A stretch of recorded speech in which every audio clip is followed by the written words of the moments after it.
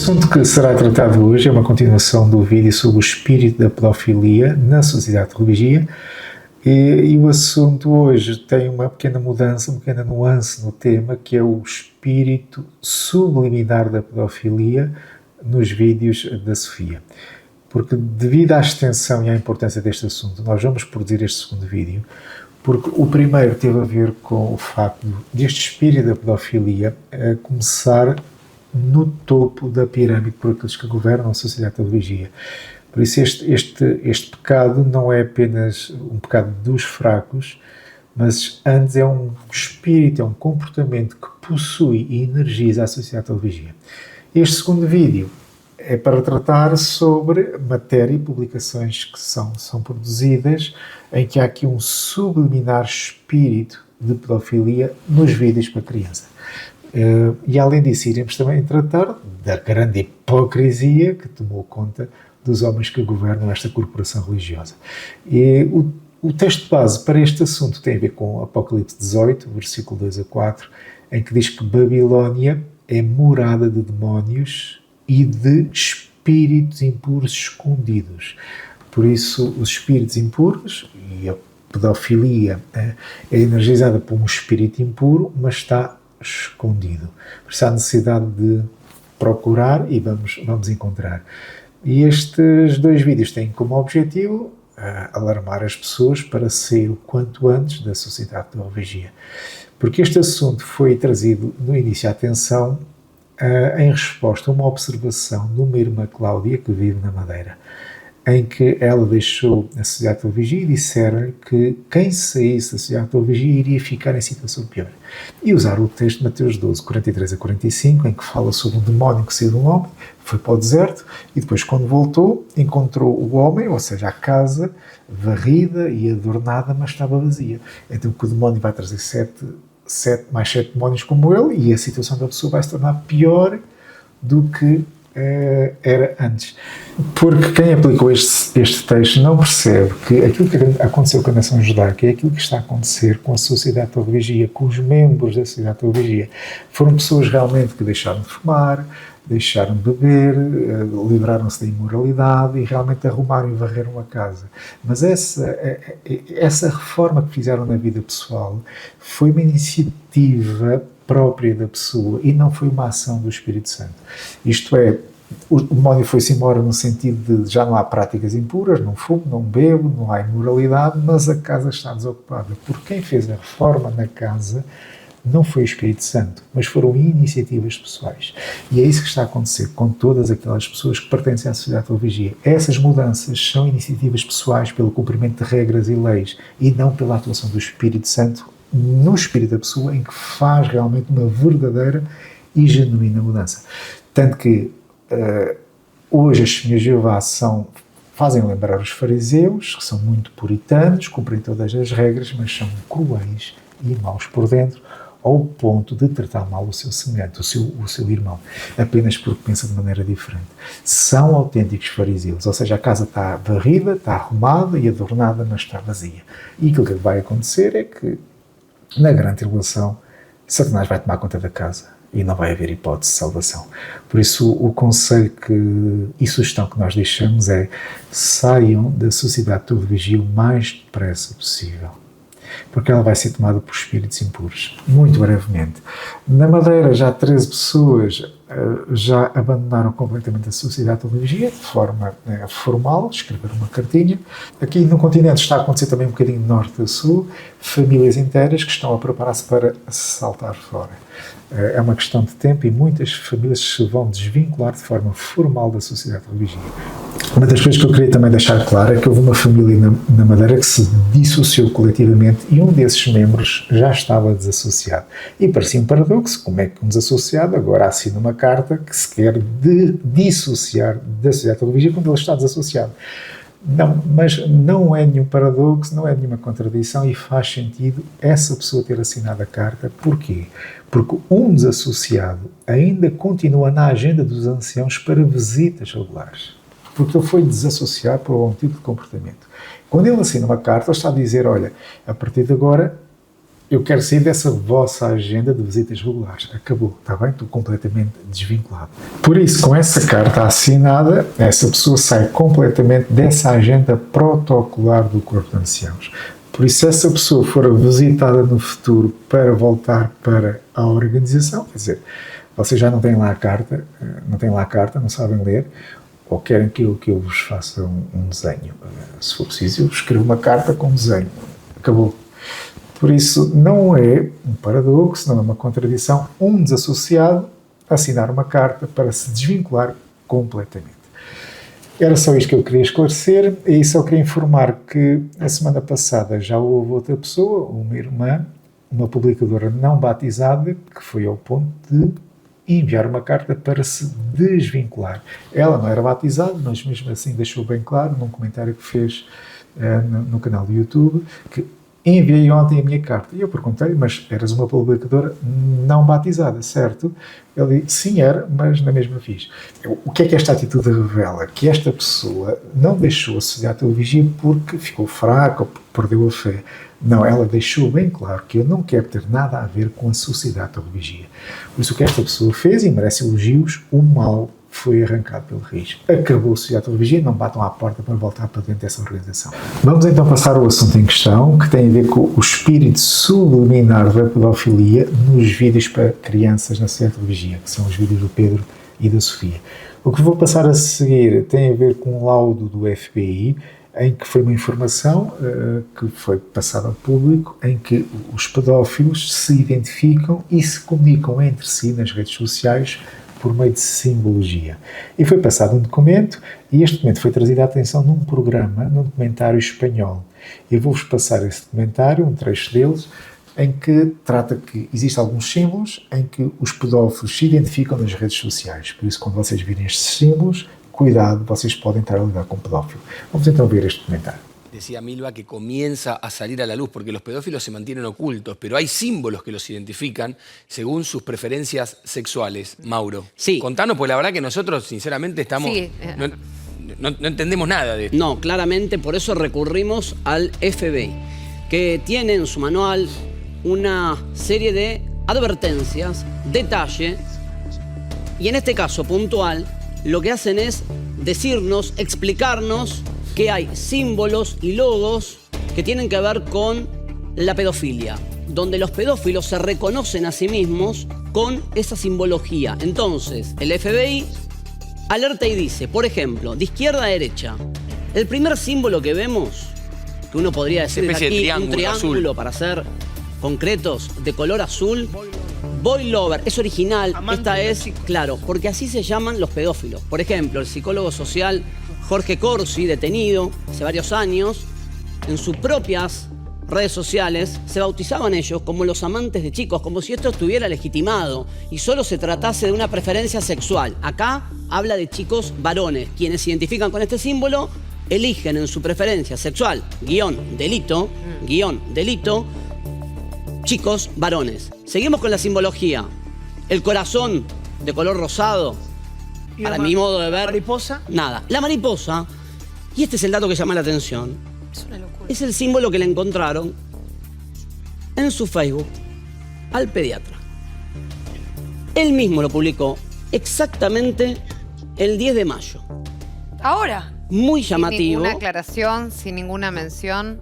hace 20 Y días. la preocupación, Pará, 10 de mayo, recordemos que había sido allanado Sí. en noviembre. por eso, habían pasado 5 meses del allanamiento, él sabía que estaba siendo investigado por pedofilia y él no bajaba de sus propias redes sociales este símbolo que, según nos enteramos por el FBI, refiere a personas que se bautizan en el mundo de la pedofilia como amantes de niños y Fíjate niñas. que el tercer símbolo que mostraste, Es Child una- Lover, es Igual. justamente una mariposa, una Tal cual. especie de mariposa, ¿no? Formada con Y corazones. en alguna de rosa sus y redes celeste. sociales lo publica, Sí, sí, digamos. en Esto su es propio perfil. para comentarlo públicamente de alguna manera. Es lo que ¿no? está analizando la fiscal Daniela Dupuy, porque se nutre esta información que viene de los Estados Unidos y dice, che, justo el médico pediatra que tengo detenido por distribución, tenencia y producción de imágenes de pornografía infantil, se identifica en sus redes sociales con una mariposa, símbolo que el FBI me advierte, refiere a quienes tienen Preferencia sexual, no me gusta la palabra, la digo porque así figura,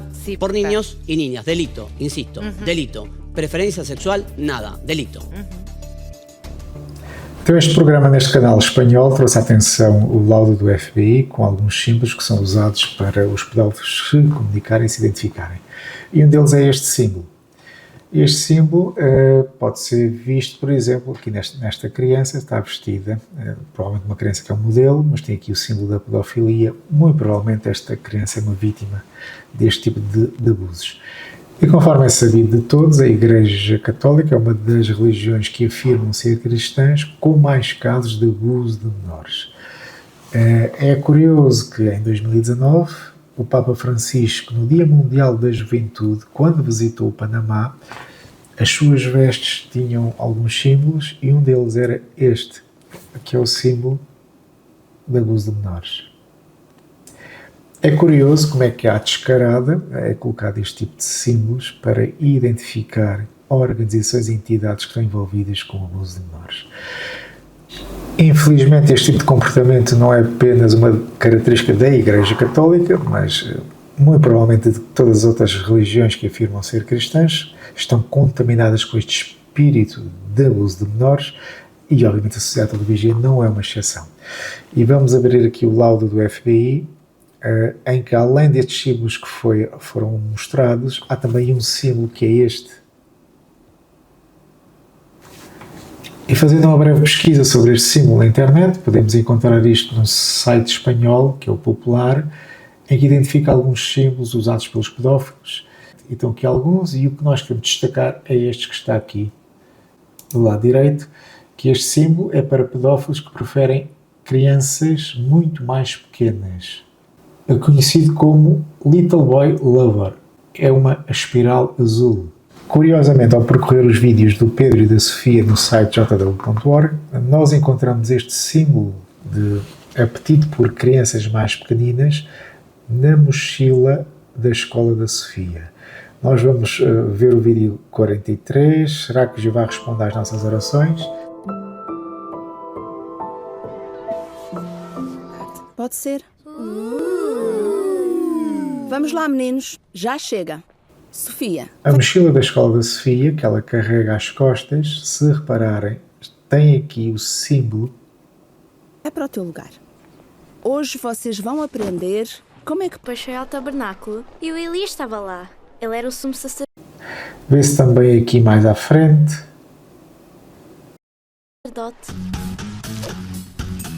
Elas vêm aí.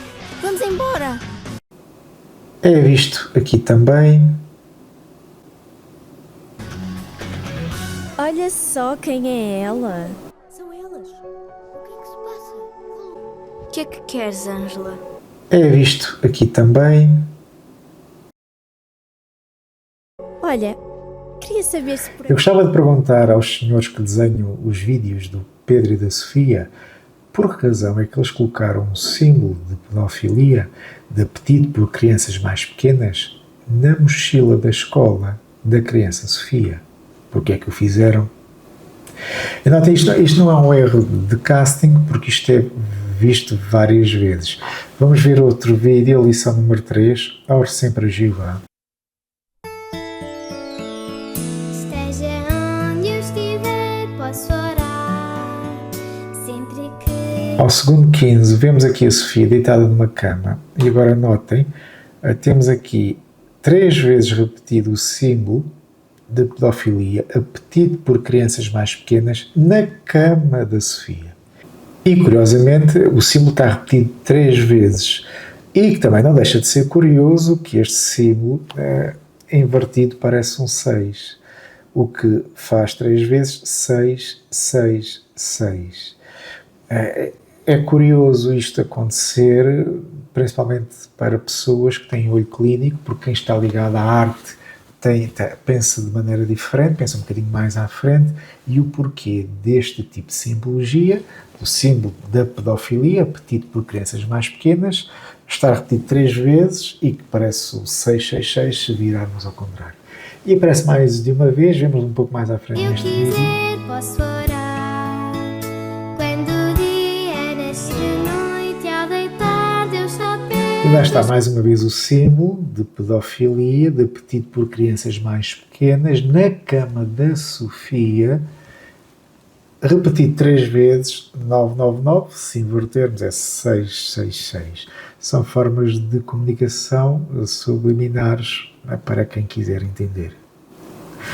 No programa espanhol também foi trazida a atenção que um dos símbolos da pedofilia é também uma borboleta lilás, que é a forma deles se comunicarem. A pergunta que eu faço é: por que razão é que o inseto de estimação da Sofia é uma borboleta lilás e aparece várias vezes nos vídeos para crianças do Pedro e da Sofia? Vejam aqui a lição 24. Jeová criou tudo o que existe.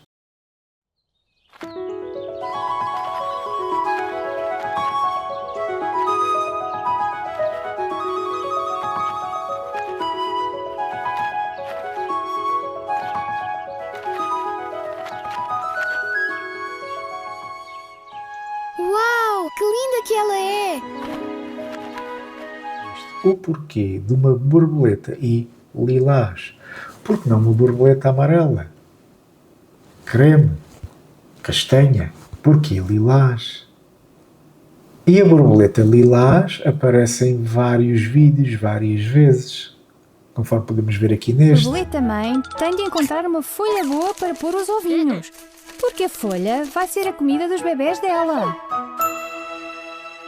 Fixe! A borboleta de estimação é usada até mesmo no lápis da Sofia. Então, por que é que Jeová as fez tão bonitas? Por nossa causa. Ele ama-nos e quer que tenhamos beleza à nossa volta. E neste, Nem acredito que isto se transforma nisto! Não é maravilhoso ver...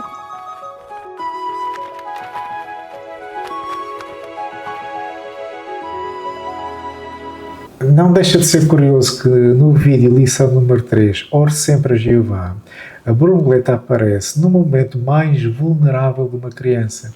É quando uma criança sai da casa dos pais e vai em direção à escola e fica sozinha. Quem é que lá aparece? Uma borboleta lilás.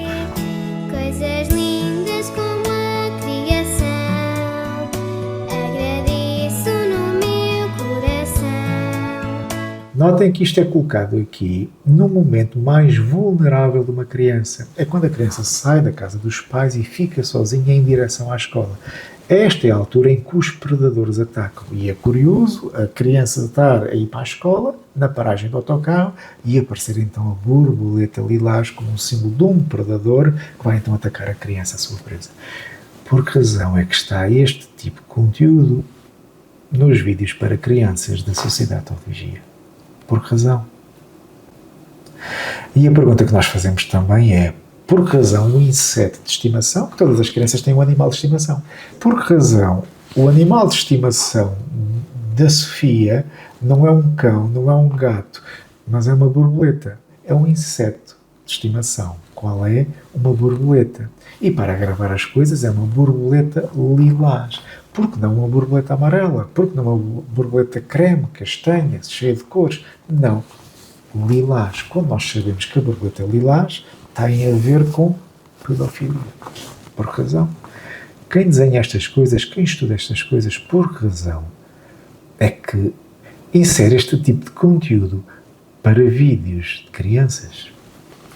Quando este Senhor Jeová tem a fama de proteger pedófilos, nós temos milhares de casos envolvendo abuso de crianças, desde a Austrália, a Europa, até aos Estados Unidos e Canadá. Por que razão?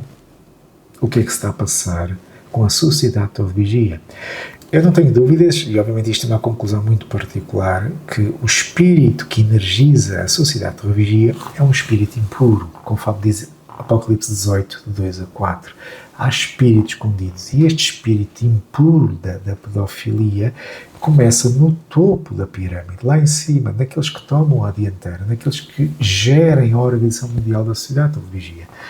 Porque quem faz estes desenhos, quem cria este tipo de conteúdo, não são as pessoas na base da pirâmide, são pessoas que estão lá na sede mundial que fazem este tipo, produzem este tipo de conteúdo para crianças. Por isso, eu não tenho dúvidas que essas pessoas que desenham isto, quem está a gerir isto e o departamento de censura que aprova este tipo de conteúdo, eles estão contaminados, profanados com o espírito impuro, o espírito escondido, o espírito da pedofilia. Eu não tenho dúvidas. Mas não fica por aqui, nós vamos continuar. Outra curiosidade, eu não sei se já ouviram falar do Baphomet, que é uma criatura simbólica que surgiu no século XIV, que está associada ao satanismo, entidades secretas, e a personagem é esta. E fazendo uma breve pesquisa na internet, encontramos aqui um grupo religioso causa polémica com a escultura satânica nos Estados Unidos. Destacar nesta gravura é que existe esta criatura e do lado direito tem uma criança, uma menina, e do seu lado esquerdo tem um menino. É aqui explicado o porquê das duas crianças, e o que eu achei curioso foi que o nome Baphomet, que a descodificação deste nome Baphomet é traduzido como Sofia, que significa sabedoria. Notem então que nós temos esta figura satânica com duas crianças. Do lado direito desta criatura temos uma menina, do lado esquerdo temos um menino. E a tradução do nome Baphomet naquele enredo do Código da Vinci era Sofia. O que é que eu acho curioso aqui? É que se nós formos ver os vídeos do Pedro e da Sofia, em português as duas crianças chamam-se Pedro e Sofia. Mas se vocês virem o site JW em espanhol, já não se chama Pedro e Sofia, chama-se Caleb e Sofia. Se forem ver em dinamarquês, chama-se Lucas e Sofia. Se forem ver em holandês, chama-se David e Sofia. Vocês notem que o nome Sofia é sempre mantido. O nome do Pedro é que vai mudando de país para país. Porque Sofia está ligada ao esoterismo, tem a ver com o gnosticismo, tem a ver com sabedoria. Assim como o site dos Mormons também tem vídeos para crianças, e a criança também se chama Sofia. O nome Sofia é sempre mantido nestas religiões. O que achei curioso foi o nome Baphomet ter sido traduzido como Sofia no enredo do Código da Vinci. Mas onde é que eu quero chegar com estas informações? O que eu achei curioso é que na lição número 12 do vídeo do Pedro e da Sofia, quando eles visitam Betel, ao segundo 16, aparece lá esta imagem. Pedro, lembras-te quando fomos a Betel? Nós fomos a Betel e foi tão bom poder ir. Todo dia fazia quando eu vou repetir. Quem mora em Betel... Obviamente, com esta comparação, eu não quero dizer que o António Mores é o Baphomet, não é isso, mas é uma mensagem que nos é passada, que espelha aqui algo oculto, que está a passar uma mensagem visível para quem conseguir ver e entender.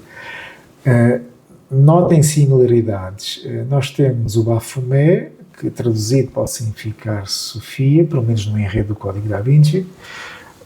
Nós temos o Baphomet com a menina do lado direito e o menino do lado esquerdo. E aparece-nos agora o Anthony Morris com a Sofia, a menina do lado direito e o menino do lado esquerdo.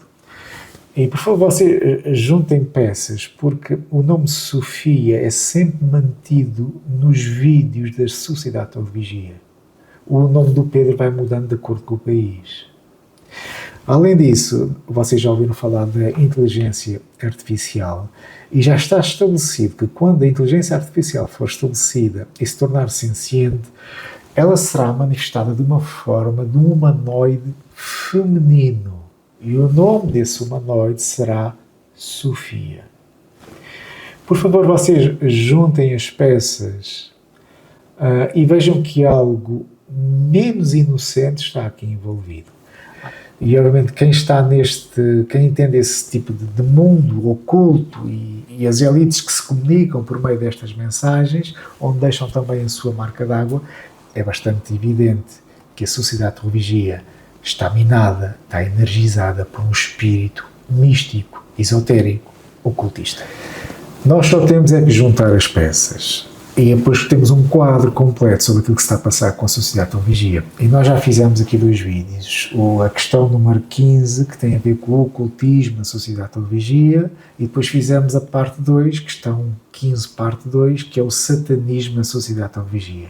São 3 horas de vídeo, é verdade, mas tem lá muitas peças de ocultismo, de esoterismo, que se vocês juntarem, vão perceber perfeitamente que algo estranho, algo macabro, e energiza a sociedade de Vigia.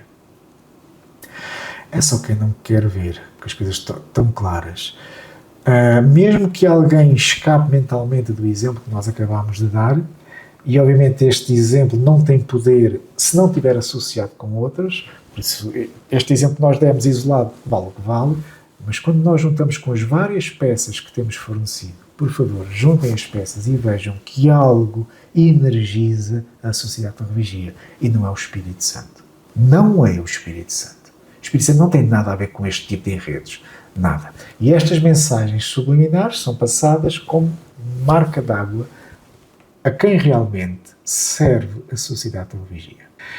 Obviamente que há pessoas que já estás a exagerar, quer dizer, eu estaria a exagerar se fosse apenas uma peça, mas quando nós temos tantas peças e juntamos tudo, há aqui uma ligação esotérica, há aqui ocultismo por baixo do tapete. Vamos ver outro exemplo. Mesmo que alguém mentalmente fuja deste exemplo que nós acabamos de dar, vamos mostrar outro. Vocês já ouviram falar da cidade Machu Picchu? Vamos ver este vídeo, que é a cidade Machu Picchu, é uma antiga cidade inca que está situada nos Andes peruanos, e esta cidade foi construída no século XV e está localizada a cerca de 2.500 metros de altitude. E esta cidade é um centro religioso.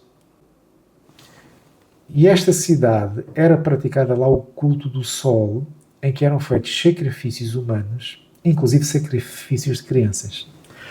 E esta cidade é património mundial da Unesco.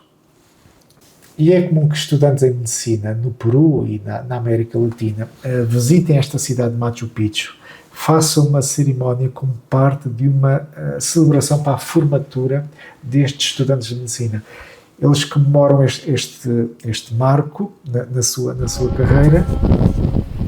Este vídeo eu tirei da internet, não está confirmado se eles são estudantes, se são turistas, mas uma coisa é claro, eles estão num ritual, estão processados num altar batismal e estão em oração, algum tipo de espírito antigo, espírito inca. Esta cidade de Machu Picchu é um lugar místico de grande valor espiritual e que contribui para a popularidade desta cerimónia, desta celebração do fim de estudos dos estudantes de medicina. Por isso eles fazem este tipo de visita, onde existem rituais e práticas simbólicas que representam uma ligação entre o passado inca, dos seus valores de cura e de conhecimento, com o mundo moderno. Assim, esta cidade de Machu Picchu está envolvida em esoterismo e em ocultismo, onde era feita a adoração ao sol, eram feitos sacrifícios de humanos e sacrifícios de crianças. Por isso temos aqui um lado esotérico, ocultista. E a sociedade da vigia sabe disso, tanto que ela fez certas publicações acerca desta cidade. Nós vamos ver a primeira. O Espartalho de 98, 8 de janeiro, na página 13, fala sobre este culto ao sol praticado pelos incas, e debaixo deste subtema, o resolente Templo do Sol, diz aqui que virgens de extraordinária beleza recebiam treinamento desde os 8 anos para se tornarem as virgens do sol.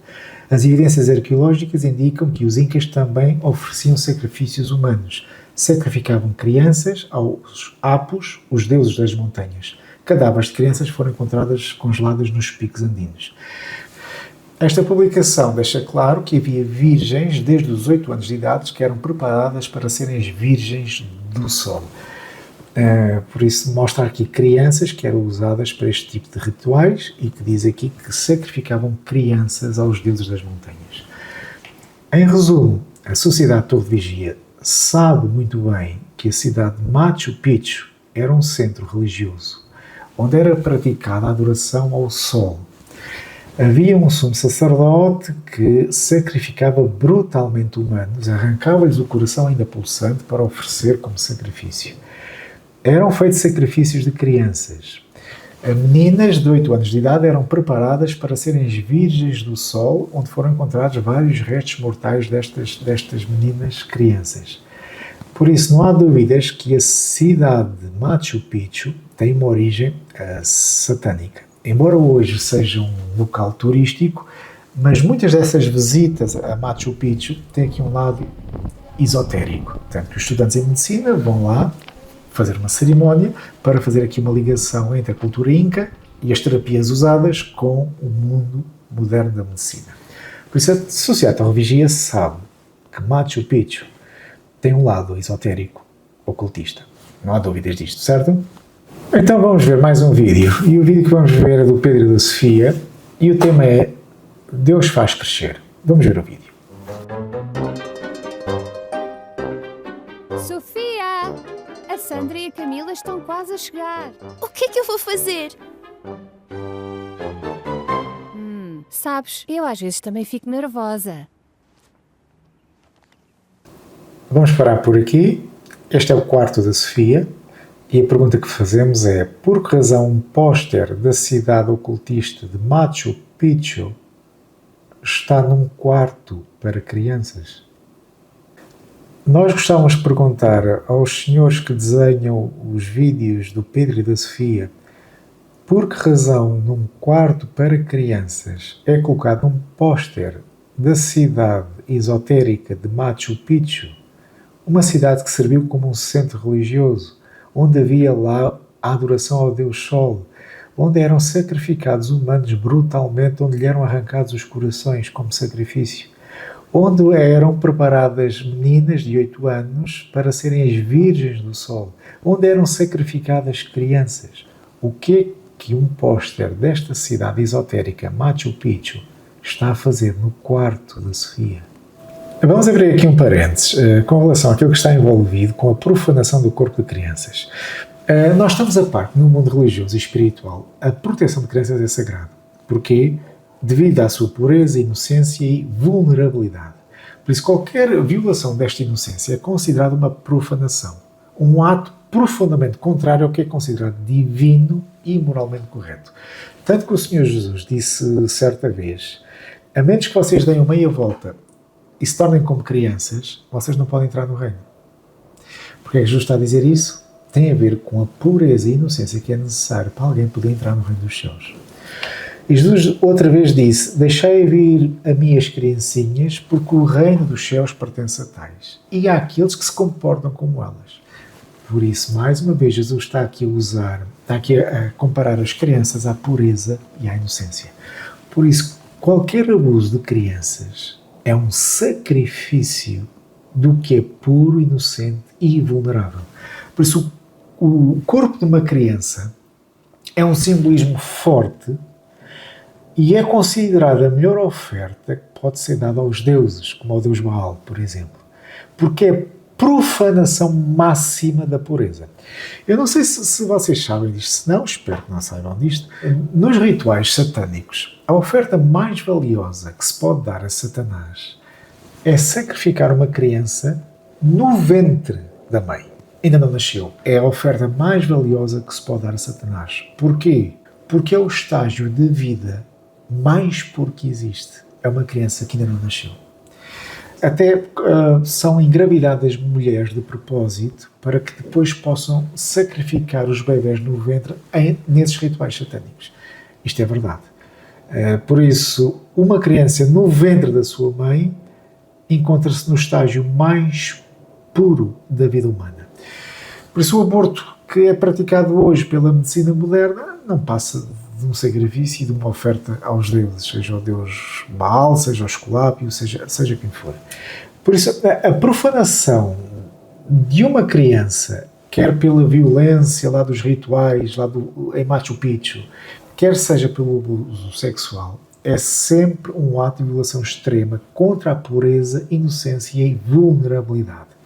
Por isso, em ambos os casos, quer seja pelo fogo em Machu Picchu, quer seja pelo abuso sexual, em ambos os casos há uma intenção de sacrifício da inocência e é interpretado simbolicamente como uma oferta ao mal, porque vai contra tudo aquilo que é bom, puro e sagrado. Por isso é uma traição do bem. Por isso, em ambos os atos, viola-se aquilo que é mais puro e indefeso, que é a profanação do corpo de uma criança. Por isso, a pergunta que nós fazemos aos designers da Sociedade de Vigia é: por que razão é visto no quarto de uma criança um póster da cidade esotérica e ocultista Machu Picchu. Notem, nós estamos a falar de um póster no quarto de uma criança. Nós não estamos a falar que aquele póster está na sala de estar, na sala de jantar, no quarto do pai, no jardim. Não, está no quarto de uma criança. Por que razão está lá um póster de uma cidade mística, esotérica, onde o corpo puro, inocente e vulnerável de uma criança era profanada por meio do fogo? Por que razão? O que é que se passa na cabeça dos designers da Sociedade de Vigia para colocar no quarto de uma criança um póster com uma cidade mística, esotérica, ocultista?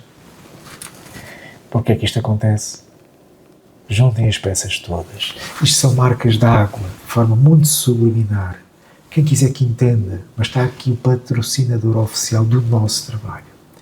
E depois vocês vejam, está lá também a borboleta. Então, o problema não é borboleta, que todos nós podemos ter borboletas. É associar a borboleta com a pedofilia, conforme já foi mostrado. Vocês juntem as peças todas e tentem compreender que espírito escondido energiza a sociedade da vigia. E vocês pensem no seguinte, já foi construído um salão de assembleias em forma de pirâmide, com o olho que tudo vê, a apontar para leste. O que é que tem leste? É onde nasce o sol. Adoração ao sol. E temos a cidade de Machu Picchu, que havia lá um templo ao sol, onde eram sacrificadas pessoas e crianças ao Deus Sol. O que é que se está a passar com os designers da Sociedade de Vigia? Notem, e isto não fica por aqui. Isto aconteceu, eu deparei-me com isto há uns 3 ou 4 anos atrás, quando estava a dar o estudo a uma criança, aqui na zona da Beira Alta. Vocês conhecem o arco-íris, não é? O arco-íris tem 7 cores, conforme é visto nesta imagem: vermelho, laranja, amarelo, verde, azul, outro tipo de azul e o violeta. São as 7 cores do arco-íris. E vocês sabem que o movimento LGBT escolheu como bandeira, como símbolo, as cores do arco-íris, mas em vez de serem 7 cores, são 6 cores. Isto tem aqui uma jogada espiritual, obviamente, porque nós temos o número 7, que é perfeição, e temos o número 6, que é imperfeição. 7, 6. Segundo o arco-íris, foi um pacto, uma aliança que Deus fez com o ser humano. E parece que há aqui um atentado a esse pacto, a essa aliança instituída por Deus. Então temos o arco-íris com 7 cores e temos a bandeira LGBT com 6 cores, conforme indica esta imagem. E esta imagem é apenas uma representação daquilo que se está a passar com as crianças e adolescentes que estão a ser todas direcionadas a adotar este tipo de comportamento LGBT. Mas pode alguém dizer, e muito bem, que as crianças que são testemunhas de Jeová não são incentivadas a adotar o comportamento LGBT. Sim, não são. O que eu achei curioso foi quando eu estava a dar o estudo a uma criança de 4, 5 aninhos e deparei-me com a lição dos Histórias Bíblicas, que é a lição número 6, que fala sobre o dilúvio, e aparece lá a arca e aparece também lá o arco-íris. E eu, como já estava mais ou menos dentro destes assuntos, comecei a contar as cores. E se vocês repararem, nós temos aqui 6 cores ao invés de 7 cores. Vermelho, laranja, amarelo, verde, azul e lilás. Porque o arco-íris tem 2 azuis e aqui só está um azul. A pergunta que nós fazemos é: por que razão o designer da Sociedade de Vigia incluiu um arco-íris com 6 cores ao invés de 7 cores? Quando 6 cores é a bandeira que identifica o movimento LGBT. Alguém pode explicar o que é que se está a passar aqui? Mas o homem não tinha lá mais tinta, né? Não havia lá outro azul para colocar ao lado do azul claro. O que é que se está a passar? Pois nós temos que ligar as peças, pelo menos os vídeos que já foram apresentados. Aqui na questão número 15, são 2 vídeos, são de 3 horas. A questão do comentário número 4 acerca da pedofilia, esta é a continuação. Vocês juntem a quantidade de peças que nós já pusemos em cima da mesa. Nós tivemos a ver no primeiro vídeo, comentários número 4, que o problema da pedofilia começa no topo da pirâmide, com os membros do corpo governante. Nós até nesse vídeo mostramos que Um dos membros do corpo governante nos anos 70 era o Edward Chitty. Este senhor era homossexual, ele resignou. Temos o caso de Leo Greenlees, que este homem era pedófilo, abusou de menores, e um deles era testemunha de Jeová, uma criança testemunha de Jeová, que veio a público denunciá-lo. Temos o caso do Theodore Jarax, que era membro do corpo governante, que foi acusado publicamente por uma mulher dela ter sido abusada por este senhor quando ela era ainda criança. Só que a acusação não foi para a frente porque esta senhora acabou por morrer por câncer no ano seguinte. E em 2002 começou a ser noticiado o abuso de crianças por parte da Sociedade de Vigia e o encobrimento de casos de abusos. E o jornal BBC de Inglaterra viajou até aos Estados Unidos para entrevistar um membro do corpo governante porque eles recusavam-se a dar qualquer depoimento. Então eles foram de propósito aos Estados Unidos, assistiram a um congresso e viram o irmão Theodore Jarax a fazer um discurso. Assim que ele saiu da tribuna, foram entrevistá-lo. Vejam. We've been told we'd find a member of the governing body here. Ted Jarretts is one of the men responsible for the church's child protection policy. For more than 2 months, we've been asking them for an interview. We want answers to some simple questions. Why do they keep their database of suspected paedophiles secret? Why don't they report all allegations of abuse to the police? Why do they send children back to the arms of their abusers? They refuse to talk to us, but here at last, we had our chance. Tell me about the database. How do you justify keeping a list of people, men in some cases, who have confessed to paedophilia, but you have not reported them to the authority? What justification is there for you to keep that list? You have a privacy law. You have a directive from the European Union. You observe that, don't you? So when allegations of abuse are made, is it all right to keep them private? I think you were answered. That question was answered to your satisfaction. Can you answer it now? I'm not going to repeat. I'll just tell you exactly that you can go and see it and find it. It's all open. You know, the Bible says, do not go beyond the things that are written. We don't go beyond the things that are written. And that was that. A belief for which others, younger and more vulnerable, may continue to pay a price. E mais uma vez aqui o Theodore Jarax usa aqui uma forma, um método de esquivar-se às questões, não vão além das coisas que estão escritas e tal, e vai-se embora e fiquem a falar sozinhos. Lá está aqui uma falta de transparência, uma falta de honestidade. Estão aqui homens que estão a encobrir comportamentos que vêm desde o topo da pirâmide para baixo. Por isso o problema da pedofilia não é algo que se passe apenas no resto do chão, com publicadores que são fracos. Não, esse espírito vem de cima do topo da pirâmide. E obviamente estes homens estão debaixo da influência de espíritos impuros, espíritos escondidos que habitam na cidade de Babilónia, da qual a Sociedade de Vigia faz parte. Por isso as evidências são mais do que suficientes para alguém chegar à conclusão: alguma coisa se passa com a Sociedade de Vigia. E notem esta acusação contra o Theodore Jarax. Há vários testemunhos que realmente atestam que este senhor estava envolvido em casos de pedofilia. E um deles foi o senhor Nestor Cuilan, que é um senhor que fala espanhol, eu penso que ele é mexicano ou venezuelano, uma coisa assim, em que ele foi superintendente de circuito. Ele foi formado na 44ª Escola de Gilead e ele, nos anos 80, acabou por ser desassociado por entrar em conflito com os membros do corpo governante por causa de um irmão, que era o Raymond Franz, que ele decidiu sair do corpo governante por não compactuar com aquilo que estava a passar. E este irmão, Nestor Cuilan, acabou por ser também desassociado diretamente pelo corpo governante. Só o corpo governante é que pode readmitir este homem. E este homem tem dado várias entrevistas na internet a falar sobre aquilo que realmente se passava com os membros do corpo governante. E ele fala sobre o Theodore Jarax. E ele confirma que 2 membros do corpo governante tinham tendências homossexuais e estavam envolvidos com pedofilia, aqueles que nós já mencionámos. Ele também disse que o Theodore Jarax estava envolvido com um caso de pedofilia. Ele diz neste trecho desta entrevista, que eu retirei da internet, porque ele é feito por um senhor chamado Adriano, a voz dos que não falam, porque ele depois traduz para português, quem tiver dificuldade. E ele vai ao ponto de dizer que até havia mudança de casais em Brooklyn. Isto é, os casais trocavam de pares. Isto é vergonhoso, mas é só para nós vermos o que é que se passa no seio da sociedade de televigia. Eu vou passar um trecho desta entrevista. Estando allí, hubo una serie de muchachos que estaban practicando reuniones para homosexualidad. Ellos se iban a hacer ejercicios, iban a hacer sauna, había una allí en Betel, y luego a darse masajes. Ele diz que lá tinha a sauna, né? Então esses rapazes iam lá com essa tendência homossexual e na sauna tinham massagens, né, entre eles. Assim que pasaron varias cosas, nos enteramos de intercambios de matrimonios.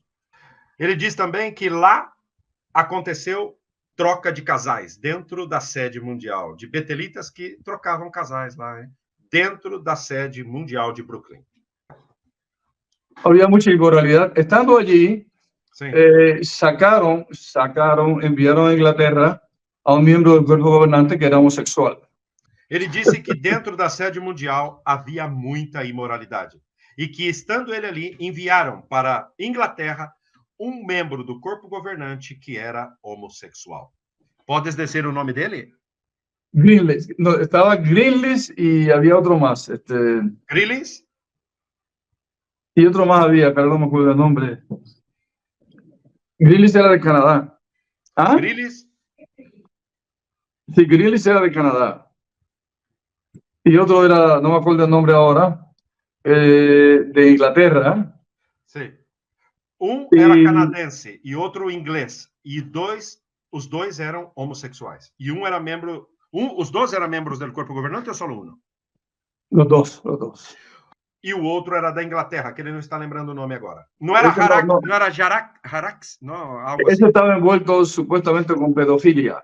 Sí, pero ese individuo era un individuo, yo usaría la palabra despreciable. Eu vou sublinhar, este senhor era soberano de circuito e foi formado na 44ª Escola de Gilead. Ele lidou diretamente com membros do corpo governante.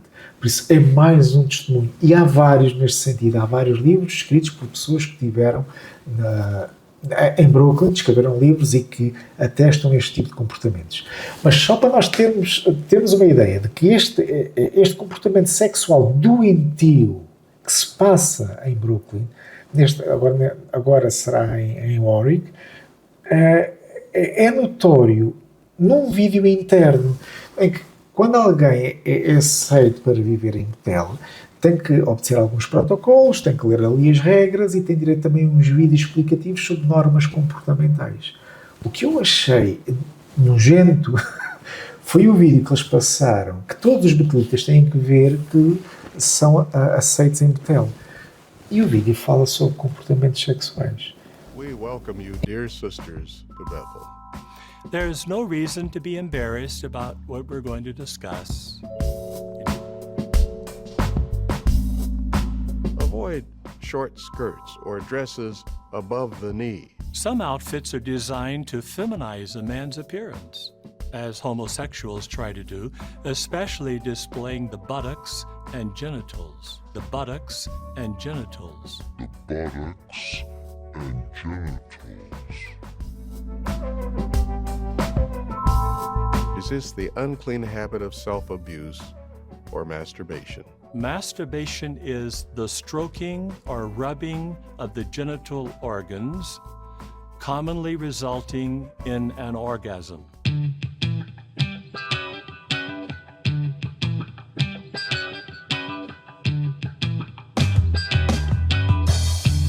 Suppose a brother starts rubbing his genitals against a pillow. He gets an erection, but stops before having an orgasm. The male animal has no season in which he is not willing to engage in the breeding act. Could you have been sleeping in a position that stimulated you, such as with a blanket or pillow held tightly between your legs? Satan and the demons are desperately trying to corrupt God's people. It's no exaggeration to say that he's flooded his world with propaganda in favor of homosexuality. There can be pornea even if there is no skin-to-skin contact. A brother sits on the lap of one of his male friends. Two brothers masturbate in front of each other, but without touching each other. She grinds her clothed genitals on his leg while he's fully clothed. He becomes aroused, but doesn't ejaculate. Be honest with yourself and Jehovah about your weaknesses. We pray for Jehovah's continued blessing on you.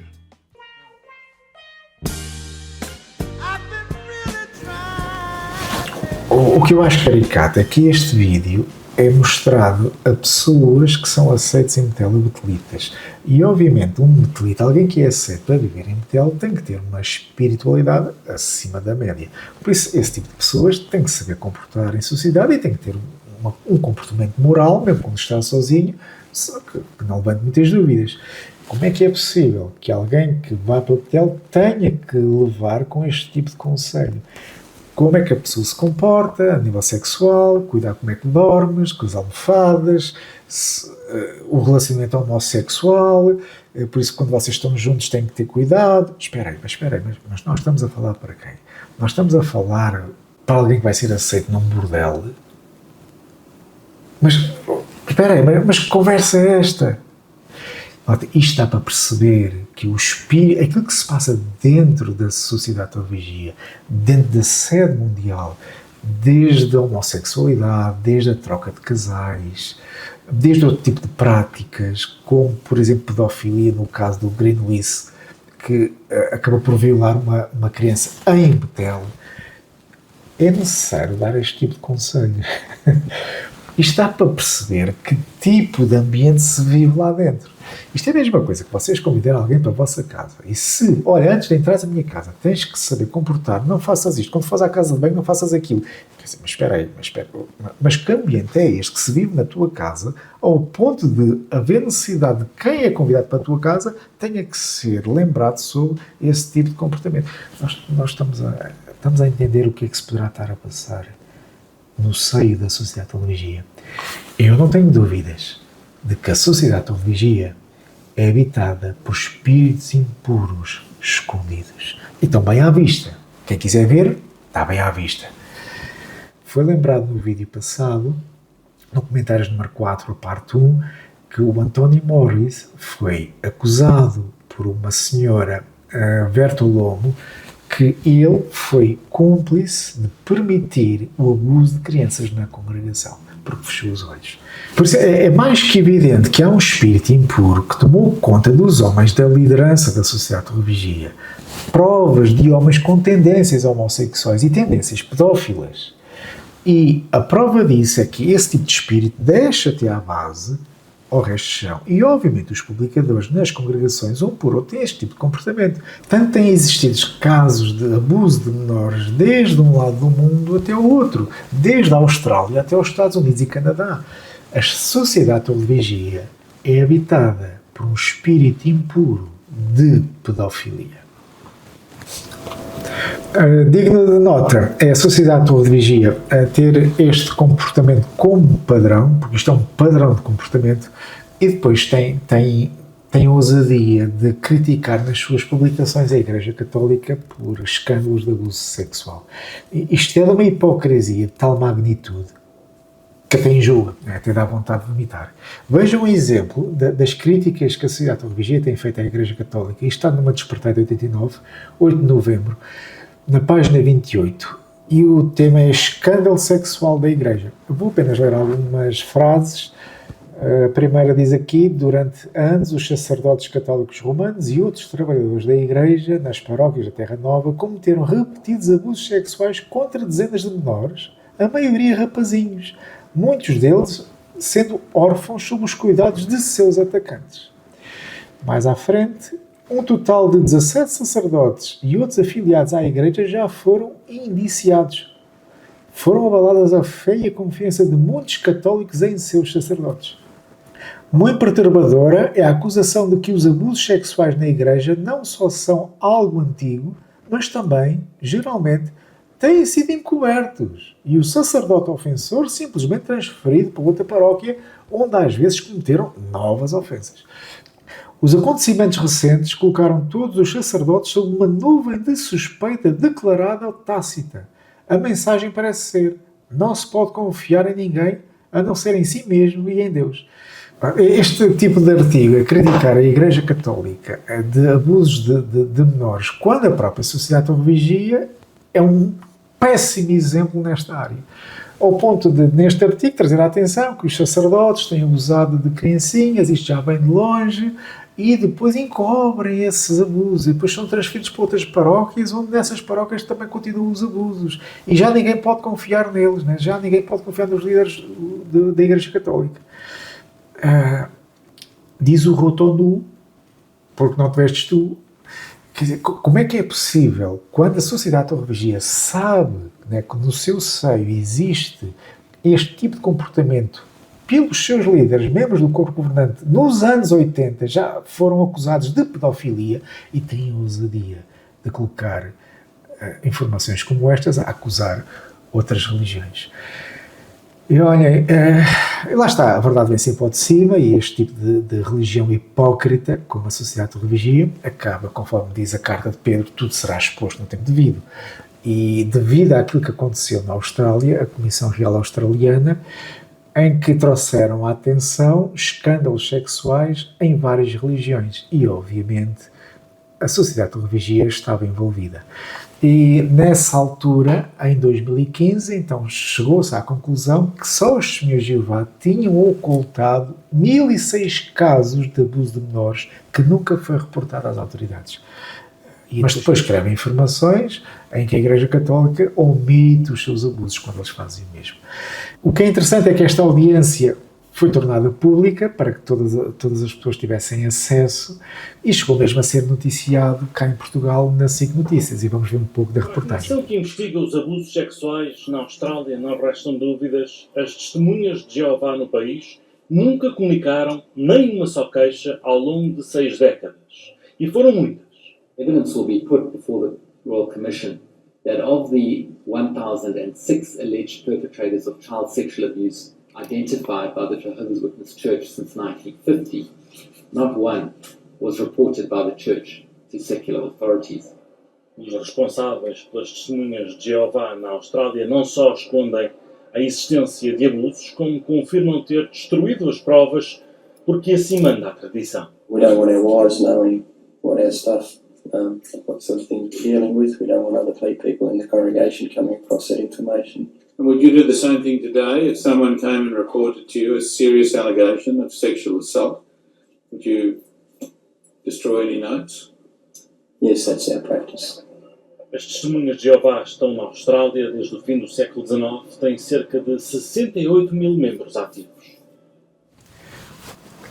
E é claro, são 1006 casos de abuso de menores que nunca foram reportados às autoridades competentes para conseguir controlar esse tipo de comportamento nos seus cidadãos.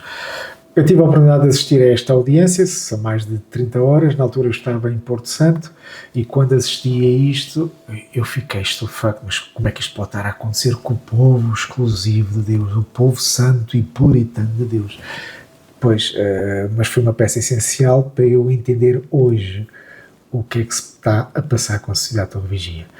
E o trecho que eu vos quero mostrar tem a ver com o ancião que foi intimado a estar presente para poder depor nesta audiência. E este ancião é uma pessoa com responsabilidades no Betel, em Austrália. Então ele foi questionado por que razão é que os anciãos locais das congregações não são orientados a informar as autoridades sobre casos de abuso de menores nas congregações. E o que é que este ancião faz? Não, nós somos orientados nesse sentido, até temos orientações para entregar os abusadores às autoridades. E o que ele faz é ler na página 131 e 132 do livro KS, que é o livro de anciãos. E ele, quando faz isso, quando ele lê, ele entregou ouro ao bandido e acabou por cair numa armadilha.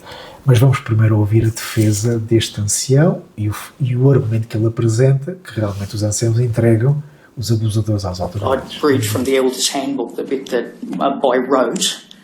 I read each time. By all means, please refer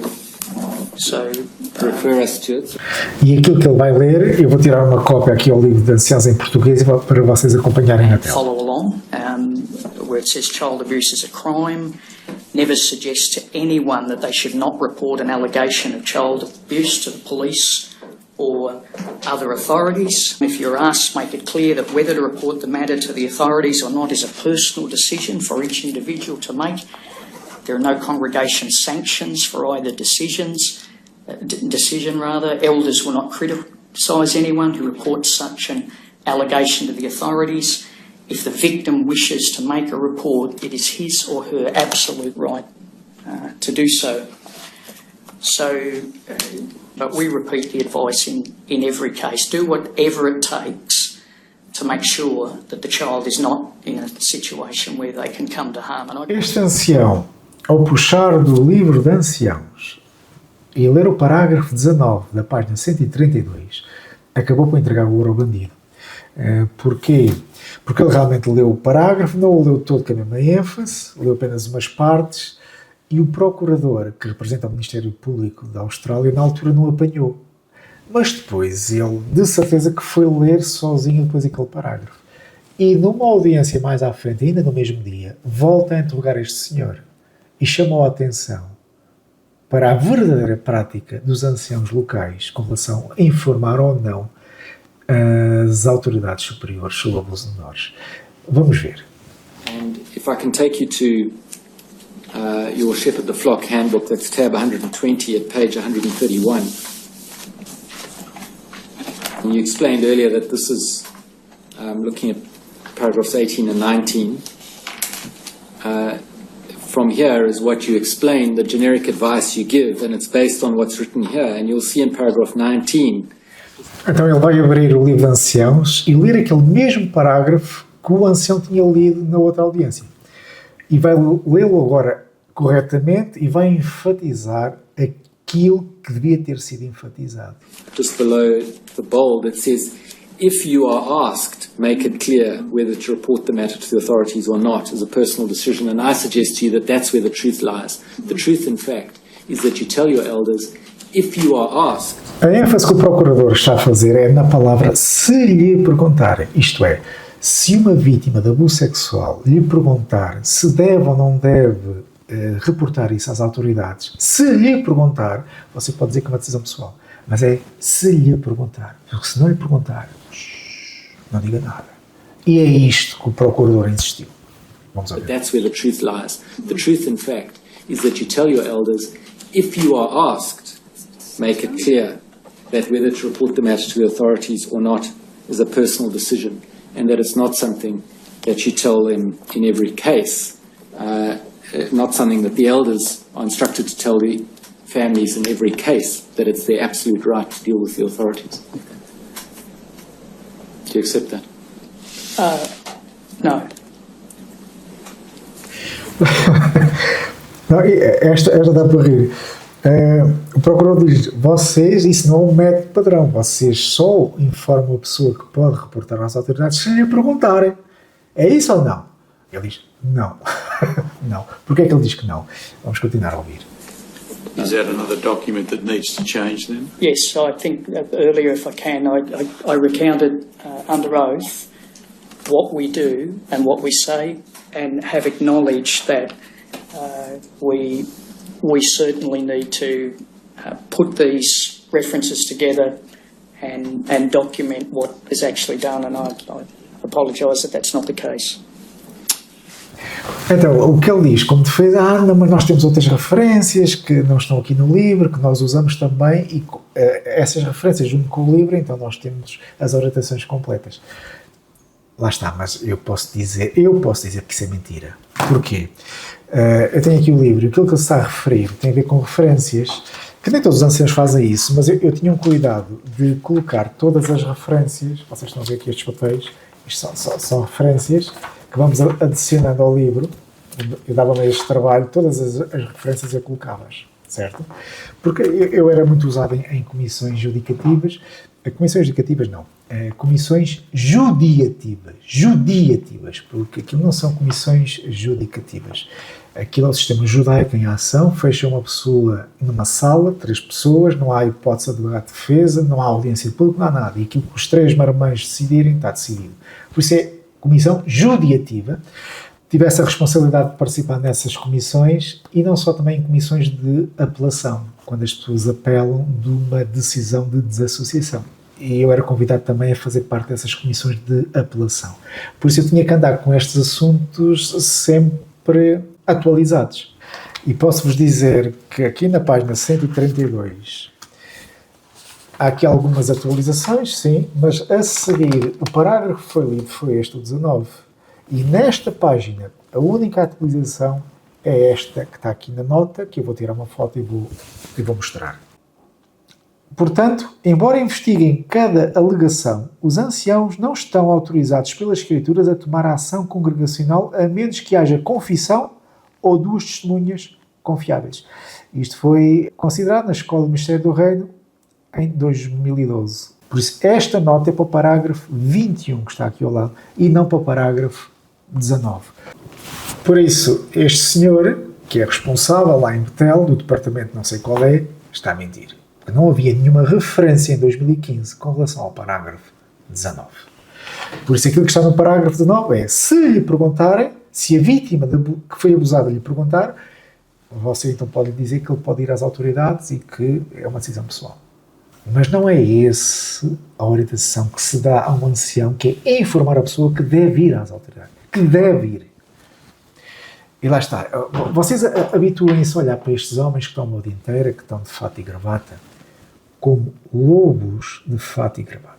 Porque realmente um homem que está naquele patamar de responsável lá no Betel Austrália tem este comportamento, esta falta de transparência, esta falta de honestidade e chega ao ponto de mentir em tribunal, porque ele, se vocês virem a audiência do princípio, ele quando vai depor, ele tem que jurar com a mão em cima da Bíblia, e ele mentiu em tribunal por dizer que havia outras orientações que não haviam. I swear by Almighty God, I swear by Almighty God, that the evidence I shall give in this royal commission the evidence I shall give in this royal commission shall be the truth, the whole truth, and nothing but the truth. and nothing but the truth. Yes, thank you. Take a seat. Por isso, habituem-se a olhar para estes homens de fato e gravata como lobos com pele de ovelha. E a pele de ovelha é o fato e a gravata, passadinha a ferro, mas não passam de pessoas com segundos interesses. E esta audiência da Comissão Real Australiana, em que as religiões foram intimadas a prestar depoimento, não foi apenas as Testemunhas de Jeová que tiveram que lá ir, várias religiões tiveram que lá ir. O que eu achei chocante foi que o comportamento da Sociedade de Vigia destacou-se das outras religiões pela sua arrogância e prepotência. E cruzei-me com um vídeo deste procurador, o Sr. Angus Stewart, que hoje ele é um juiz, e ele, depois desta audiência, do assunto tratado, fez um depoimento público em que ele fez um contraste entre o comportamento das Testemunhas de Jeová e o comportamento das outras religiões. Vamos ouvir em primeira pessoa o que é que ele disse. And what about in regards to their cooperation or lack of cooperation? How do they compare to the other organizations that were part of the commission? Well, it's hard to say, and I re-emphasize that really I'm just speaking from my own experience and perspective, and I don't speak for the Commission or the Commissioners in any respect. But some organisations, one really had the sense that they were using the Royal Commission process to better themselves.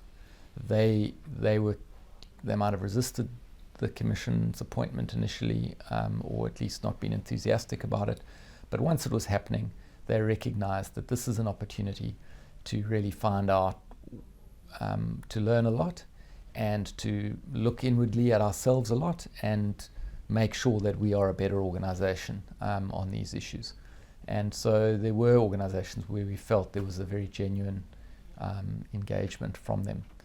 O que eu estou a dizer é que as organizações religiosas viram a Comissão Real Australiana como uma forma de eles poderem mudar e melhorar o seu comportamento.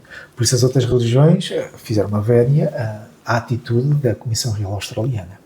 Agora vamos ver o que é que ele acha das Testemunhas de Jeová. I have to say, for myself, I didn't feel that from the Jehovah's Witness organisation at all. I felt, and their public statements showed it really, that they felt we were intruding in a domain where we weren't supposed to be, and they weren't engaged in our process in a way to try and be a better organization. I didn't get that sense, but I reiterate, I'm speaking for myself, for my experience, but that was my experience of it. Notaram o contraste que este juiz faz com relação às religiões versus Testemunhas de Jeová? Que as Testemunhas de Jeová, diferente das outras religiões, achavam que a Comissão Real Australiana estava-se a intrometer naquilo que não deviam.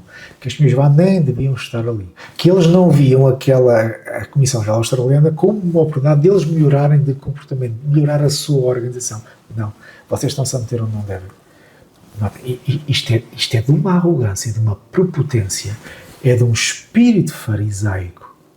Mas é mesmo farisaico, porque a expressão fariseu significa separados, estão à parte. E as Testemunhas de Jeová acham que são separados, estão à parte de tudo, que não são alvo de qualquer tipo de retificação, porque eles são o povo exclusivo da terra e são os habitantes do novo mundo. Ponto, vocês não se metam connosco, porque Deus está connosco. Isto é de uma prepotência e de uma arrogância, que aquilo que vai acontecer com a sociedade de vigia foi aquilo que aconteceu com os judeus fariseus, que foram todos empalados no ano 70 depois de Cristo, quando os romanos destruíram completamente a nação judaica. Por isso é isso que vai acontecer com a sociedade de vigia. E notem, isto não é uma calúnia. Estamos aqui a ver um juiz muito polido, com usar palavras que são comestíveis, que não ofendem ninguém, mas que a arrogância e a prepotência das Testemunhas de Jeová destacou-se em comparação com as outras religiões que aceitaram o conselho e estão prontas para melhorar o comportamento. Esta prepotência e esta arrogância da sociedade de vigia faz lembrar um bocadinho aquela parábola que o Senhor Jesus contou, que está no livro de Lucas, capítulo 18, quando 2 homens foram ao templo para orar e um deles era um fariseu e um cobrador de impostos. E o fariseu começou a orar com as mãos levantadas para o céu: Senhor, agradeço que não sou extorsor, nem adúltero, nem sou como este cobrador de impostos. Eu jejuo não sei quantas vezes por semana, pago o meu dízimo. Enquanto o outro cobrador de impostos estava à distância, nem conseguia olhar para o céu a pedir perdão a Deus. Assim faz lembrar a sociedade de vigia. Encara as outras religiões como ninguém, todas dignas de destruição. A sociedade de vigia é o único povo abençoado por Deus e é arrogante ao ponto de não admitir conselhos nem sugestões. Eu não encontro religião com um perfil mais farisaico do que a sociedade de vigia. A sociedade de vigia, por causa desta arrogância e desta prepotência, passa uma imagem de terem a fama de uma organização que não pede desculpas, que não permite conselhos, nem permite qualquer tipo de correção. Isto é encontrado várias vezes na internet, em várias páginas. A Torre de Vigia é uma instituição que não pode pedir desculpa. Outra página traz a atenção. Quando fala aqui da Nova Zelândia, encontra 200 mil vítimas de abuso ou cuidados de grupos religiosos, das várias religiões, já vai em 200 mil vítimas. E quando fala aqui das Testemunhas de Jeová, que as Testemunhas de Jeová não saíram muito melhor. Na verdade, as Testemunhas de Jeová foram ao tribunal para impedir que a secção sobre elas fosse tornada pública, mas perderam a batalha. Quer dizer, as Testemunhas de Jeová vão ao tribunal e dizem: não, nós não estamos incluídos nisto, não admitimos que o nosso nome seja aqui incluído neste assunto de abuso de menores. Isto é de uma prepotência que não há fita métrica que consiga medir. E notem, isto não é só o que acontece na Austrália, na Nova Zelândia, isto aconteceu também com o governo norueguês, quando perderam o estatuto de religião radicada. Em Espanha fez a mesma coisa com relação à Associação das Vítimas das Testemunhas de Jeová. Quer dizer, onde é que está aquele princípio em que Jesus disse: quando te esbofetearem a face direita, dá também a esquerda? Onde é que está esse princípio? E é este tipo de comportamento que faz com que as Testemunhas de Jeová se encaixem perfeitamente nos odiernos fariseus. Por isso, é uma religião cruel que espanca os seus membros, que está habitada por espíritos impuros de imoralidade, de pedofilia, desde o topo da pirâmide até à sua base. Depois, além de não pedirem desculpa, não aceitarem conselho, vão ao ponto dos homens da dianteira da sociedade de vigia entrarem em contradição. Porque o membro do coro governante, Jeffrey Jackson, foi intimado de depor neste tribunal na Austrália. E ele foi depor. E depois, na parte final do depoimento, o procurador pergunta-lhe: vocês, Testemunhas de Jeová, admitem que têm problemas de pedofilia no seio da congregação? E ele responde: sim, temos que admitir que sim. Mas depois o Stephen Lett, nesse mesmo ano, em 2015, faz um discurso no JW Broadcasting a dizer que isto nos acusarem de protegermos os pedófilos, isto é tudo mentiras de apóstatas. E entram em contradição dentro do mesmo contexto, no mesmo ano e perante autoridades superiores. Veja o contraste das afirmações. It's of course that your organisation, including people in positions of responsibility like elders, are not immune from the problem of child sexual abuse. That appears to be the case. Another way we can contribute to the oneness, rejecting false stories that are designed to separate us from Jehovah's organization. As an example, think about the apostate-driven lies and dishonesties that Jehovah's organization is permissive toward pedophiles. I mean, that is ridiculous, isn't it? That appears to be the case. I mean, that is ridiculous, isn't it? That appears to be the case. I mean, that is ridiculous, isn't it? Digam-me como é que é possível conciliar duas afirmações completamente contraditórias por dois homens que pertencem ao mesmo grupo, corpo governante, sentam-se à mesma mesa a discutir os mesmos assuntos. E um deles, perante o tribunal na Austrália, responde ao procurador: sim, nós temos problemas com pedofilia. O Stephen Lett, no JW Broadcasting, afirma que esse assunto de pedofilia é acusação de apóstatas. Como é que se consegue conciliar estas duas ideias contraditórias por dois homens que se sentam à mesma mesa, pertencem ao mesmo grupo e lideram a Congregação Mundial de 8 milhões de Testemunhos de Jeová? O que é que se está a passar aqui? E o procurador que interrogou o Jeffrey Jackson até lhe perguntou se vocês vão encarar o abuso de menores como conversa de apóstatas. E vejam a forma como ele tentou esquivar-se a responder diretamente à pergunta. And would you disagree then with anyone who said that the efforts to highlight and deal with child sexual abuse in the Jehovah's Witness Church is engaging in apostate lies? I guess that's a broad question, because sometimes those who make these accusations make many other accusations as well. Lá está, nós estamos aqui perante homens nada transparentes, homens que não são honestos, que não são cândidos, que não querem melhorar, são arrogantes, são prepotentes, mas quem olha para a carinha deles, principalmente o Jeffrey Jackson, ele parece um anjo. Ele só não foi para o céu porque ainda não conseguiu apanhar o elevador. Isto são homens. É o que o Senhor Jesus chamou. São lobos com pele de ovelha. Porque enganam por meio do sorriso, enganam por meio da posição que ocupam, enganam por estarem bem vestidos. Vocês têm que se habituar a olhar para estes homens desta forma. São lobos com pele de ovelha. São os falsos profetas que Jesus profetizou. Cuidado com homens que vão vir em meu nome. E nota, este espírito passa também para as congregações no resto do chão. Eu tive acesso a um vídeo sobre uma reunião da semana passada, que é o artigo de estudo que fala sobre a apostasia, cuidado com os apóstatas, e então foi passado um trecho dessa reunião em que se fala sobre os apóstatas serem filhos do diabo. E há um irmão da assistência que levanta a mão e faz uma comparação entre um pedófilo e um apóstata. Vamos ouvir. Que tipo de pecador é mencionado em 2 de João, verso 9 a 11? Que tipo de pecador? Podem também socorrer aqui a nota, por favor. Que tipo? Por favor, mas sentem à vontade para você oferecer os vossos comentários. Manuela Açaí, que tenha bondade.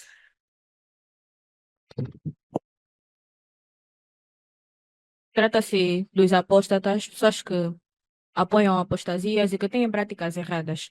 Contra essas pessoas, nós não devemos nem convidar, nem cumprimentar, nem sequer os anciãos visitarem. Muito bem. Esse aqui é o esclarecimento novo. Irmão Francelino Paulo, obrigado, Manuela. Talvez a pergunta seja, e por que apostasia e não, por exemplo, o abuso de menores, que do ponto de vista humano parece ser muito superior? É que a pessoa que torna-se apóstata ou que convive com os apóstatas, ela é filho de do diabo, por assim dizer. O diabo foi o primeiro apóstata. Então nós conseguimos ver a má influência que esses apóstatas podem ter sobre nós. Isto é uma reunião, provavelmente em África, talvez Angola, Moçambique, seja onde for, ou se calhar aqui na Damaia, em Lisboa, não sei, em que o irmão da assistência então comenta que os apóstatas são piores que os pedófilos, não é? Porque um apóstata é filho do diabo. Quer dizer, estão a avaliar que uma pessoa que apenas faz perguntas à organização e não concorda com alguns comportamentos é pior do que alguém que abusa e profana um corpo puro, inocente e vulnerável de uma criança. Estes homens estão doentes e o espírito que se respira na congregação das Testemunhas de Jeová é um espírito doentio. Acreditem, é doentio. O comportamento dos homens do topo da pirâmide passa para os membros que estão na base da pirâmide. O comportamento é o mesmo. Por isso aquilo que vocês veem nos salões do reino é muito inferior, é muito menos grave do que o que se passa no topo da pirâmide. Não tenham dúvidas disto. E olha, à medida que os anos de experiência que eu adquiri em contato com a sociedade de religia, eu posso dizer sem qualquer dúvida que as pessoas mais doentes espiritualmente falando, mais farisaicas, estão no topo. As piores pessoas com quem eu lidei cá em Portugal não foram com os publicadores. Não foram. Quando vocês passam para pioneiros especiais, superintendentes de circuito e instrutores da escola, os Anás e os Caifás cá em Portugal, essas pessoas são literalmente condutores do espírito satânico. E essas pessoas que chegaram ao topo, que não podem subir mais do que isso cá em Portugal, eu lidei com eles, eu tive horas e horas reunidos quando eles me removeram como pioneiro especial e como ancião. Eu posso-vos dizer o seguinte: eu vi o espírito de Satanás por trás daqueles homens. Eu cheguei a afirmar isto a alguns pioneiros especiais, eu vi Satanás naqueles homens. A maneira de pensar, a maneira de agir, a maldade das palavras, a falta de transparência, a desonestidade, o torcer os argumentos. Eu fiquei perplexo. E vou-vos passar um trecho. Sabe, eu fui visitado por esses filhos do diabo, tive várias horas e eu pensei que havia boa intenção na primeira reunião que eles tiveram comigo. E eu fui mesmo cândido. Ok, tudo bem, vamos lá conversar. Quando eu vi a voz destes homens a transformarem-se, eu comecei a gravar. E eu gravei. Tem umas 7 horas de gravação. Foi o tempo que eu tive a lidar com estes ministros de Satanás. Vou-vos passar apenas um trecho. Obviamente a identidade deles foi tapada, não é? Meti lá umas caras a substituir a caras deles, mas olha, acreditem que a cara deles, a cara real deles, é pior daquelas que vocês vão ver. Porque por trás destes homens está mesmo Satanás. E vejam que estes homens acabam por defender o corpo governante e as orientações deles a qualquer custo, mesmo ao custo da verdade. Vejam um trecho. Com fé, não confiou na orientação do escravo, que isto é novo, ok, mas o escravo deu orientação. Nós somos instruídos a confiar de que existe um escravo fiel ali por dentro, porque Mateus 24 diz que sim, Jesus diz que sim no tempo do fim. A menos que haja dúvidas sobre quem é esse escravo fiel ali por dentro. A menos que haja dúvidas sobre quem é esse escravo fiel ali por dentro. Mas isso já nos leva a outra consideração. É? Ok. Porquê que o irmão não confiou no escravo fiel ali por dentro na orientação? Porquê que o irmão não confiou no escravo fiel ali por dentro na orientação? A preocupação primária destes homens foi se eu não me respeito ou não o corpo governante, porque se não confiares no corpo governante, a conversa vai ser outra. Habituem-se a olhar para estes homens como lobos com pele de ovelha. Estes homens são lobos e aquilo que se passa, eu comparo as congregações das Testemunhas de Jeová como alcateias. Vocês sabem que os lobos são uma unidade social na qual eles vivem e caçam juntos. E geralmente eles são liderados também por um casal.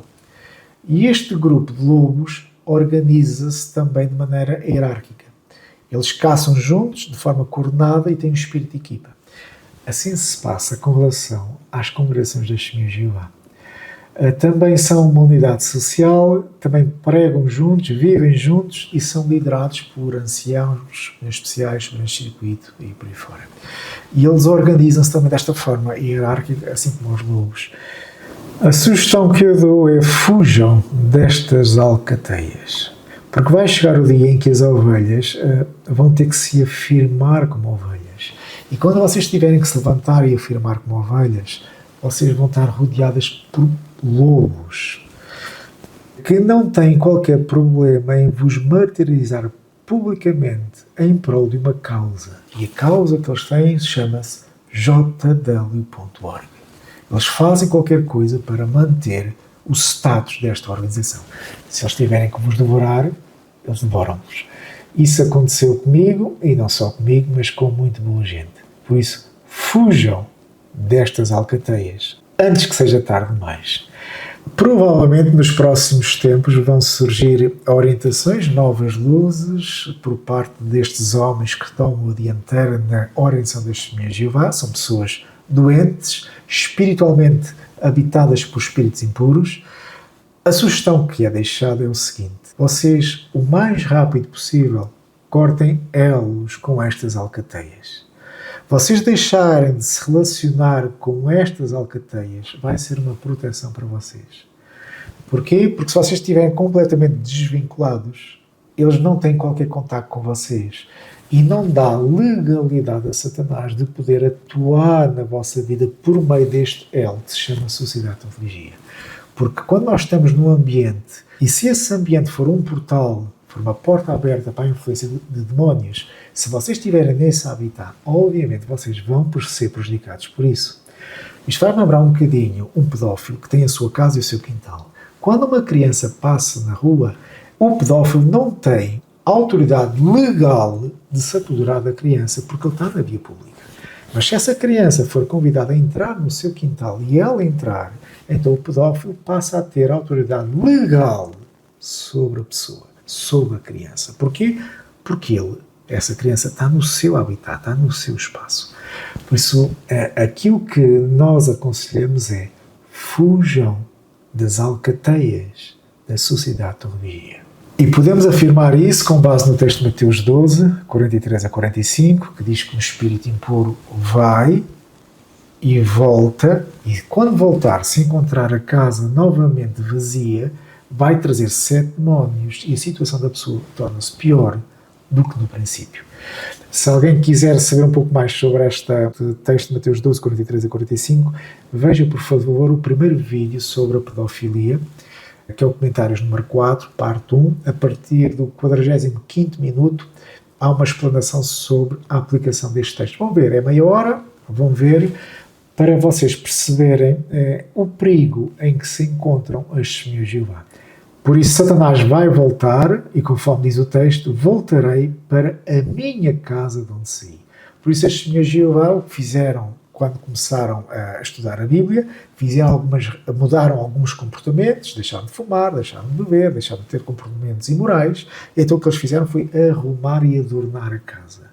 Mas a casa continuou vazia. Aquela reforma foi uma iniciativa pessoal da pessoa e não uma transformação do Espírito Santo no espírito da pessoa, porque essa é a verdadeira mudança, é a verdadeira regeneração da pessoa. Isso não aconteceu. Por isso aquilo que está a acontecer com as Testemunhas de Jeová, elas realmente mudaram de comportamento, mas a casa está vazia. A casa não foi ocupada pelo Espírito Santo. Por isso aquilo que vai acontecer é que Satanás vai voltar, na grande tribulação vem em força e vai considerar as Testemunhas de Jeová como a minha casa. Porquê? Porque está vazia, está desocupada. Por isso nós terminamos este vídeo com esta sugestão e deixamos para concluir uma sátira envolvendo Stefan Lett e o abuso de criança. Another way we can contribute to the oneness, rejecting false stories that are designed to separate us from Jehovah's organization.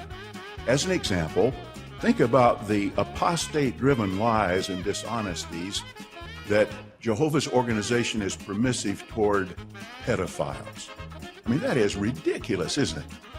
If anybody takes action against someone who would threaten our young ones and takes action to protect our young ones, It's Jehovah's organization.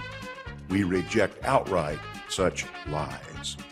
Since last fall, we have charged 14 individuals connected to the same religious organization, the Jehovah Witnesses. Think about the apostate-driven lies and dishonesties that Jehovah's organization is permissive toward pedophiles. I mean, that is ridiculous, isn't it? Today, the Pennsylvania Attorney General announcing charges against 5 men for allegedly sexually abusing children for years. All of them were members of the Jehovah's Witnesses Church. We reject outright such lies. Now, of the suspects who have been charged since October, all of them are pending trial except for one who took his own life before he could be arrested. The Attorney General's office encourages anyone who may have been a victim, no matter how long ago, to step forward. Think about the apostate-driven lies and dishonesties that Jehovah's organization is permissive toward pedophiles. I mean, that is ridiculous, isn't it? The 19 victims and 4 men who are being charged with sexually violating them are all members of the Jehovah's Witness organization. If anybody takes action against someone who would threaten our young ones and takes action to protect our young ones, it's Jehovah's organization. He's a Jehovah's Witness world leader, one of 7 men who consider themselves modern-day disciples. But today, Jeffrey Jackson was in Toowoomba Magistrates Court to face the New South Wales Royal Commission. Has the governing body considered apologising to survivors of child sexual abuse? I haven't been in any discussions with regard to that. If anybody takes action against someone who would threaten our young ones, it's Jehovah's organization. Mr. Jackson acknowledged abuse problems within the church. The Commission has heard that thousands of sex abuse allegations have been covered up by the church, largely because of its beliefs that only men can sit in judgment and that the Bible requires 2 witnesses to every crime. What does the church do to help that person or that family in those circumstances? We would let them know that they should go to the police.